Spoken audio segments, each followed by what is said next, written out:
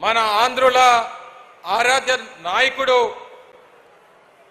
రాజశేఖర్ రెడ్డి గారు పేదల కోసం ఒక అడుగు ముందుకు వేస్తానంటే నేను పేదవాడి కోసం 10 అడుగులు ముందుకు వేస్తానని చెప్పి మన అందరి ముందు నిలబడినటువంటి జన హృదయ నేత గౌరవ ముఖ్యమంత్రి శ్రీ వైఎస్ జగన్మోహన్ రెడ్డి గారికి వేదిక మీద ఉన్నటువంటి సహచర మంత్రివర్యులకు ప్రజాప్రతినిధులకు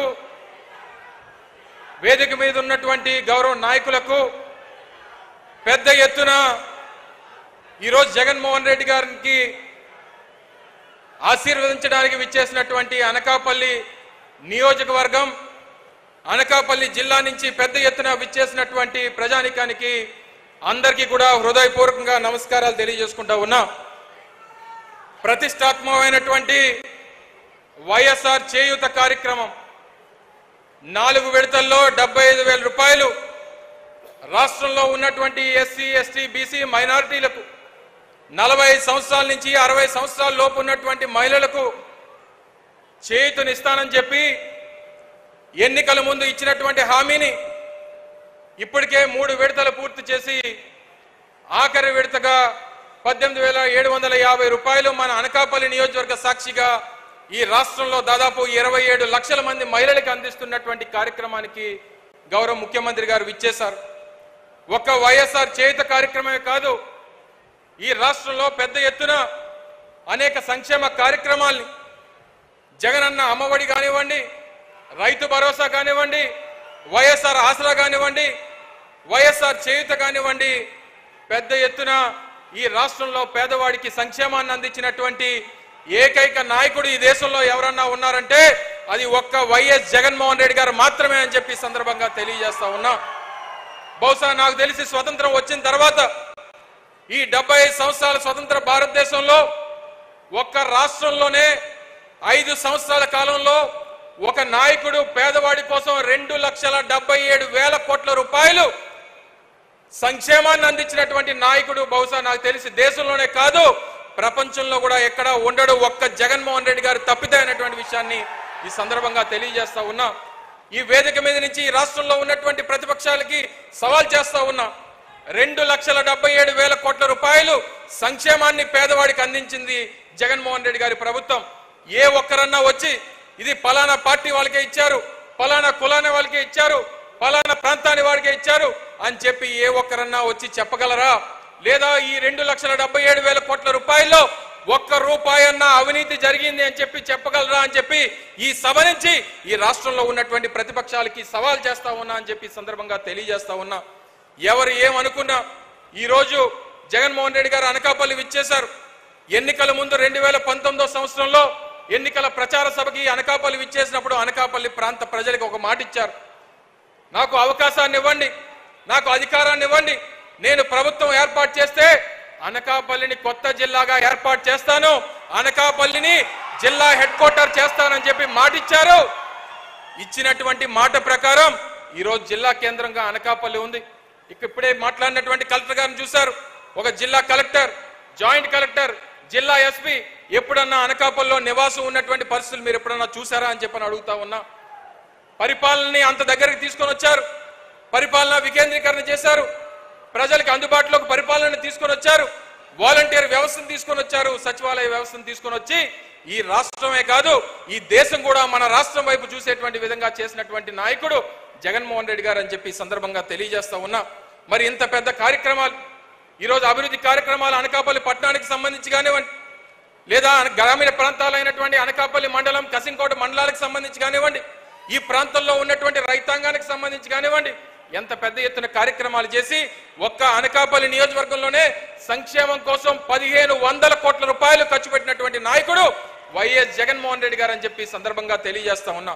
ఒక 5 నిమిషాలని దాంతో పాటు ఈరోజు రానటువంటి కార్యక్రమాలు, చేపట్టబోయేటువంటి కార్యక్రమాలు, రేపు ఎన్నికలకు వెళ్తా ఉన్నాం, మరో 4 రోజుల్లో ఎన్నికలు జరగబోతా ఉన్నాయి. ఈ రాష్ట్రంలో ప్రతిపక్షాలన్నీ కూడా ఏకమయ్యాయి, జగన్మోహన్ రెడ్డి గారిని ఎదిరించాలని చెప్పి చూస్తా ఉన్నాయి. జగన్మోహన్ రెడ్డి గారిని ఎదుర్కొనడానికి వాళ్ళందరూ కూడా కలిసికట్టుగా వస్తా ఉన్నారు. చాలా మంది అడిగారు జగన్మోహన్ రెడ్డి గారికి ఎదురుగా ప్రతిపక్షాలన్నీ కలిశాయి, అన్ని రాజకీయ పార్టీలు కలిశాయి. మీ జగనన్న ఏమన్నా భయపడుతున్నాడా అని చెప్పని అడిగారు. జగన్మోహన్ రెడ్డి గారి డిఎన్ఓలో కానీ, జగన్మోహన్ రెడ్డి గారి కుటుంబ వారసత్వంలో కానీ అసలు భయం అనేటువంటి దానికి అర్థమే తెలియదు అనేటువంటి విషయాన్ని మీ అందరికీ తెలియజేస్తా ఉన్నా. జగన్మోహన్ రెడ్డి గారికి ఎదురుపడాలన్నా, జగన్మోహన్ రెడ్డి గారిని ఎదుర్కోవాలన్నా మళ్ళీ ఎదురుగా జగన్మోహన్ రెడ్డే ఉండాలి తప్ప మరొకరు జగన్మోహన్ రెడ్డి గారికి లేదు అనేటువంటి విషయాన్ని మీ అందరికీ తెలియజేస్తా ఉన్నా. సో తప్పకుండా అందరం నడుం బిగిద్దాం. ఈ రాష్ట్రంలో వైఎస్ఆర్ కాంగ్రెస్ పార్టీ కార్యకర్తలందరూ కూడా కలిసికట్టుగా పోరాటం చేద్దాం. మళ్ళీ జగన్మోహన్ రెడ్డి గారిని రాష్ట్రాన్ని ముఖ్యమంత్రి చేయాల్సినటువంటిది అది ఒక చారిత్రాత్మక అవసరం అనేటువంటి విషయాన్ని మీ అందరికీ తెలియజేస్తా ఉన్నా. చాలా మంది నా సోదరుడు భరత్ని అనకాపల్లి నియోజకవర్గ సమన్వయకర్తగా ప్రకటించిన తర్వాత చాలా మంది అడిగారు అనకాపల్లికి భరత్ని పెట్టారు అన్నా, నీ పరిస్థితి ఏంటి, నువ్వెక్కడి నుంచి పోటీ చేస్తున్నావు, నువ్వెక్కడి నుంచి రేపు పోటీ చేయబోతున్నావు అని చెప్పి చాలా నేను జగన్మోహన్ రెడ్డి గారికి మాటిస్తా ఉన్నా. జగన్మోహన్ రెడ్డి గారికి ఈ వేదిక మీద నుంచి మాటిస్తా ఉన్నా. నాకు జగన్మోహన్ రెడ్డి గారు ఉమ్మడి విశాఖపట్నం జిల్లాకి డిప్యూటీ రీజనల్ కోఆర్డినేటర్గా నన్ను జగన్మోహన్ రెడ్డి గారు నియమించారు. ఈ వేదిక మీద నుంచి అడుగుతున్నటువంటి ప్రతి ఒక్క ప్రశ్నకి ఈ రాష్ట్రంలో ఉన్నటువంటి అనేక మీడియా ఛానల్స్ కానివ్వండి, లేదా ఈ జిల్లాలో ఉన్నటువంటి వైఎస్ఆర్ కాంగ్రెస్ పార్టీ కార్యకర్తలకు కానీ జగన్మోహన్ రెడ్డి గారి సాక్షిగా తెలియజేస్తా ఉన్నా, నేను రాబోయేటువంటి ఎన్నికల్లో జగన్మోహన్ రెడ్డి గారి విజయం కోసం ఈ ఉమ్మడి విశాఖపట్నంలో జిల్లాలో ఉన్నటువంటి 15 నియోజకవర్గాల కోసం పనిచేస్తా. జగన్మోహన్ రెడ్డి గారిని ముఖ్యమంత్రి చేయడమేనా చారిత్రాత్మక అవసరం. ఆయన బాగుండాలి, ఆయన ముఖ్యమంత్రి కావాలి. దానికోసం అవసరమైతే నేను పోటీ నుంచి తప్పుకుంటానని చెప్పి ఈ సందర్భంగా మీ అందరికీ తెలియజేస్తా ఉన్నా. రాత్రులు భగవంతుడు రాస్తాడు.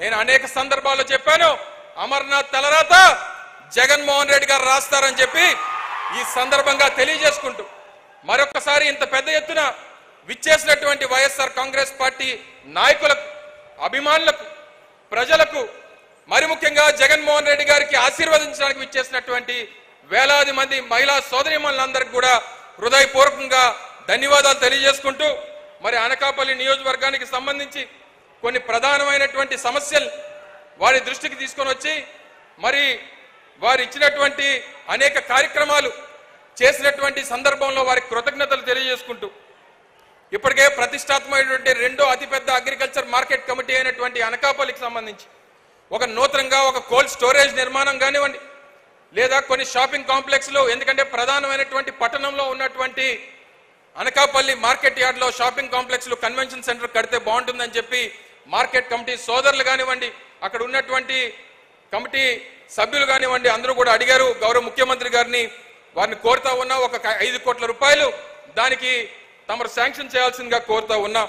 అలాగే పక్కనే ఇప్పుడు కసింకోటలో ఉన్నటువంటి శారదా నది మీద ఉన్నటువంటి బ్రిడ్జ్ ఏదైతే అసంపూర్తిగా ఆగిపోయిందో దానికి ఒక 3 కోట్ల రూపాయలు కావాలని చెప్పి పెద్దలందరూ కూడా కోరడం జరిగింది. మరి గౌరవ ముఖ్యమంత్రి గారిని దాన్ని కూడా శాంక్షన్ చేయాల్సిందిగా మీ ద్వారా కోరుతా ఉన్నాం. అలాగే రేబాక నుంచి కొప్పాక వరకు డబుల్ రోడ్ చేస్తే ఇప్పటికే అనకాపల్లికి సంబంధించినటువంటి కలెక్టరేట్ కానివ్వండి, ఆ ప్రాంతం కానీ అభివృద్ధి చెందడానికి ఉపయోగపడుతుంది. దానికి ఒక 3 కోట్ల రూపాయలు కూడా వెచ్చించాలని చెప్పి కోరుతా ఉన్నా.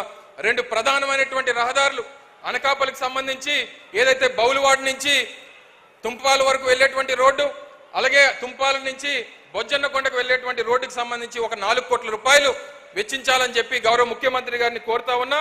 అలాగే ఇక్కడే పక్కనే కసింకోటలో జగనన్న కాలనీలు నిర్మాణం చేశాం. 800 ఇళ్లు నిర్మించినటువంటి ఆ కాలనీకి శారదా నది ఒడ్డున ఉన్నటువంటి ఆ కాలనీకి రీటైనింగ్ వాల్ కూడా ఒక 6 కోట్ల రూపాయలు ఖర్చు అవుతుందని చెప్పి పెద్దలందరూ కూడా కోరడం జరిగింది.